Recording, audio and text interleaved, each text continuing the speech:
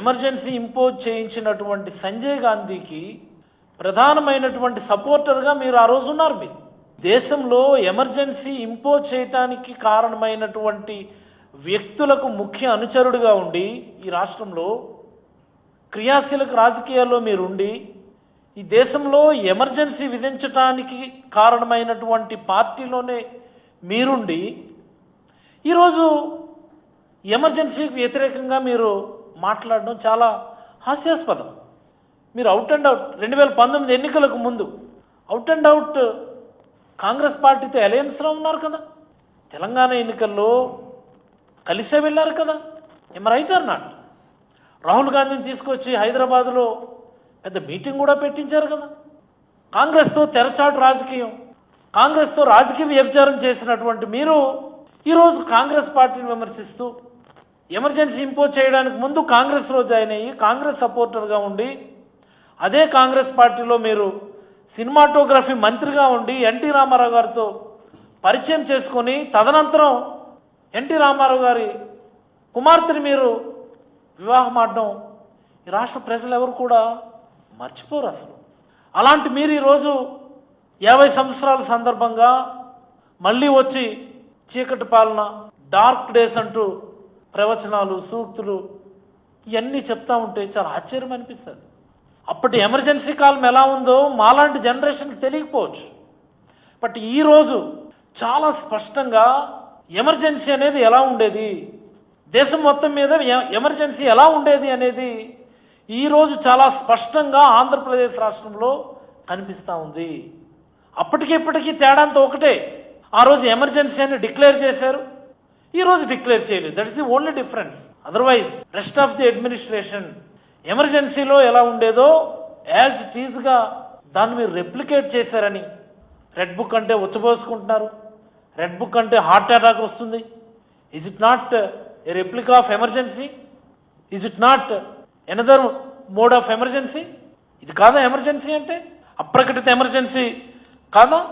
ఎక్కడైనా పోలీసులు పోలీస్ చట్టాన్ని ఫాలో అవుతున్నారా?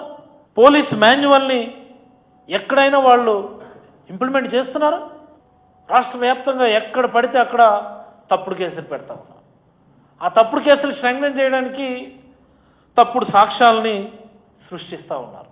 ఎంత దారుణం అంటే బేసిక్ అరెస్ట్ చేసిన 24 గంటల్లో కోర్టులో హాజరుపరచాలన్నటువంటి కనీస నిబంధన ఇప్పటి వరకు మీరు పెట్టినటువంటి ఈ వేలాది కేసుల్లో ఈ 1 ఇయర్లో మీరు ఎక్కడన్నా దాన్ని ఫాలో అవుతున్నారా? కనీసం 24 గంటల్లో కోర్టులో హాజరుపరచాలన్నటువంటి కనీస నిబంధనని ఎక్కడన్నా మీరు ఫాలో అవుతున్నారా? చిన్న చిన్న విషయాలకి కూడా 3rd డిగ్రీ మీరు ప్రయోగిస్తూ ఉన్నారు. చిత్రహింసలు, కోర్టులు ఎంత దారుణమైన విషయం.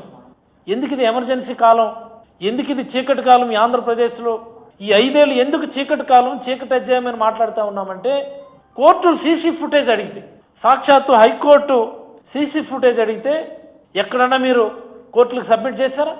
పక్కదో పట్టించలేదా? ఎక్కడుంది కాన్స్టిట్యూషనాలిటీ? ఇక్కడ ఎక్కడుంది లీగాలిటీ ఈ రాష్ట్రంలో?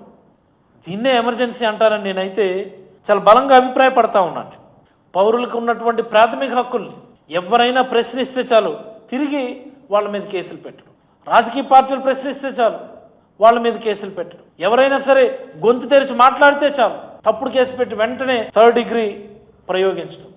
సాక్షాత్తు ముఖ్యమంత్రి స్థాయి వ్యక్తి అబద్ధాలు ఆడుతూ తను చెప్పినటువంటి సూపర్ 6 హామీల్లో ఏ ఒక్క హామీని పూర్తి స్థాయిలో అమలు పరచలేక మీడియాలో మాట్లాడుతూ సూపర్ 6 అమలు చేసే సమయమని చెప్తూ కాదని ఎవరైనా అంటే వాళ్ళ నాలుక మందం ఎలా మీరు ప్రశ్నిస్తారు అని మాట్లాడుతూ ఉన్నారు. అంటే ఏ స్థాయికి అణచివేత కార్యక్రమం వెళ్ళిపోయింది అనేది ఒకసారి గమనించాలని నేనైతే ప్రజలందరినీ కోరుతా ఉన్నాను. మరి ఇలాంటి అప్రకటిత ఎమర్జెన్సీని ఈ రాష్ట్రంలో ఇంప్లిమెంట్ చేస్తున్నది ఎవరు? చంద్రబాబు గారు కాదా? మరి అలాంటి చంద్రబాబు గారు అధికారమేమో ఆయన పిల్లరాజు చేతుల్లో పెట్టాడు. పిల్లరాజు చేతుల్లో పూర్తిగా అధికారం పెట్టి ఏది నచ్చితే చేయమని చెప్పి అధికారాలు ఇచ్చున్నారు. అలాంటి వ్యక్తులు ఈరోజు ఎమర్జెన్సీ గురించి మాట్లాడుతూ ఉంటే చాలా ఆశ్చర్యం అనిపిస్తూ ఉంటుంది అసలు.